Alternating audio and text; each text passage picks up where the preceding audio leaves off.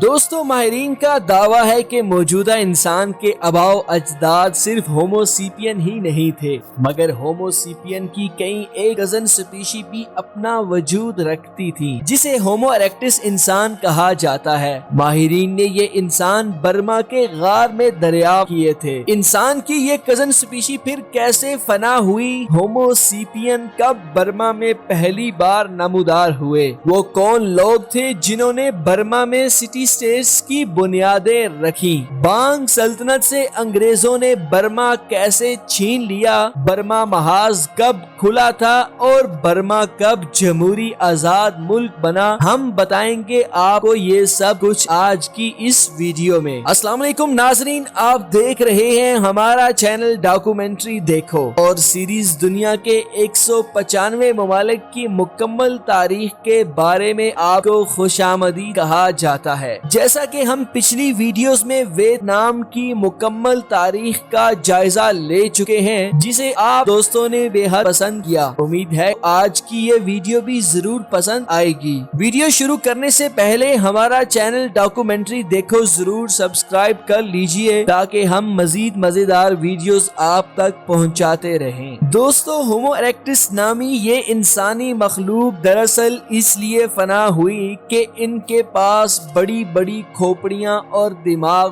ہوتے تھے اور وہ اتنے بڑے دماغ کا وزن برداشت نہیں کر سکتے تھے۔ اس کے مقابلے میں ہومو سیپین کے دماغ چھوٹے مگر ذہین تھے۔ ناظرین، سائنسدانوں کا ہومو اریکٹس نامی انسانوں کے وجود کا دعویٰ اس وقت درست ثابت ہوا تھا جب انہیں میانمار کی غاروں میں آج سے 7,75,000 سال پہلے کی ہومو اریکٹس انسان کے فوسل ملے تھے۔ میانمار میں یہ انسان 7,75,000 قبل مسیح سے 75,000 قبل مسیح تک آباد رہا تھا اور پھر فنا ہو گیا۔ میانمار میں موجودہ انسان کے آباء و اجداد یعنی ہومو سیپین کا دور 25,000 قبل مسیح میں شروع ہوا تھا۔ 10,000 قبل مسیح پتھر کے زمانے میں یہاں مال مویشی اور کھیتی باڑی کے آثار بھی ملے ہیں۔ دوسری صدی قبل مسیح میں برما کے اندر چھوٹی چھوٹی ریاستیں قائم ہوئی تھیں۔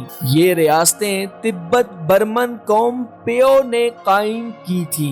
10ویں صدی عیسوی تک قائم رہی۔ اس زمانے میں بدھ مت اپنے عروج پر تھا۔ موجودہ میانمار یا ماضی کا برما عوام کی اکثریت نے بدھ مت قبول کر لیا تھا۔ آج بھی برما پر ہندوستانی ثقافت کے رنگ واضح نظر آتے ہیں۔ خواتین و حضرات، 9ویں صدی میں برما کا سیاسی نقشہ یوں نظر آتا تھا کہ 3 بڑی ریاستیں تھیں جن میں پیو ریاست سینٹرل برما میں واقع تھی تو مون ریاست ساؤتھ میں ساحلی علاقوں پر مشتمل تھی اور آراکانیز ریاست مغربی برما پر حکمران تھی۔ اسی صدی میں پاگان نامی چھوٹی سی ریاست بڑی ہوتی گئی تو 1060 عیسوی میں پاگان کے بادشاہ اناوراتھا نے پاگان سلطنت کی بنیاد رکھی تھی۔ پاگان بادشاہ بدھ مت کی بڑی قدر کرتے تھے، اسی لیے تو انہوں نے اپنے دور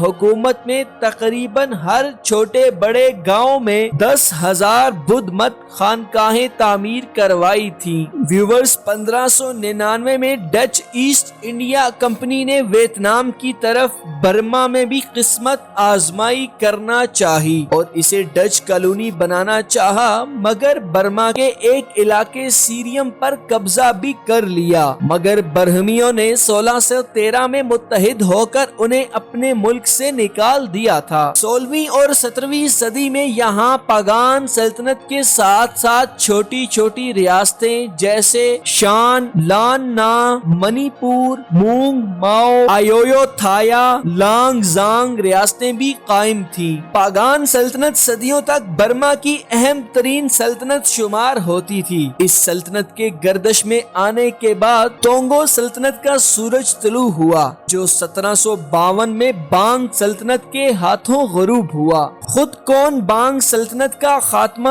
انگریزوں نے 1886 میں کر دیا اور برما یوں برٹش برٹش کالونی بن گئی تھی۔ ناظرین، اگرچہ 1770 کی دہائی میں برما پر چینیوں نے بھی حملہ کیا تھا اور وہ ناکام ہوئے، مگر جب برٹش آرمی نے برما کو کالونی بنانے کے لیے 3 بڑی جنگیں لڑیں، جن میں پہلی انگلو برما وار 1824 میں لڑی گئی کہ دوسری اینگلو برما وار 1852 میں لڑی گئی، اس کے بعد آخری اینگلو برما وار 1885 شامل تھی، تو انہوں نے برما پر مکمل قبضہ کر لیا تھا۔ برٹش اس وجہ سے برما سے خائف تھے کہ اس کے پڑوس میں واقع ویتنام کو فرینچ نے قبضہ کر کے فرینچ انڈو چائنا کالونی بنا دیا تھا۔ انہوں نے ہر لڑائی کے بعد برما کے کچھ حصوں پر قبضہ کیا تھا۔ دوستو، کیا آپ جانتے ہیں آخری مغل بادشاہ بہادر شاہ ظفر کہاں مدفون ہیں؟ نہیں تو ہم آپ کو بتاتے چلیں کہ 1857 کی آزادی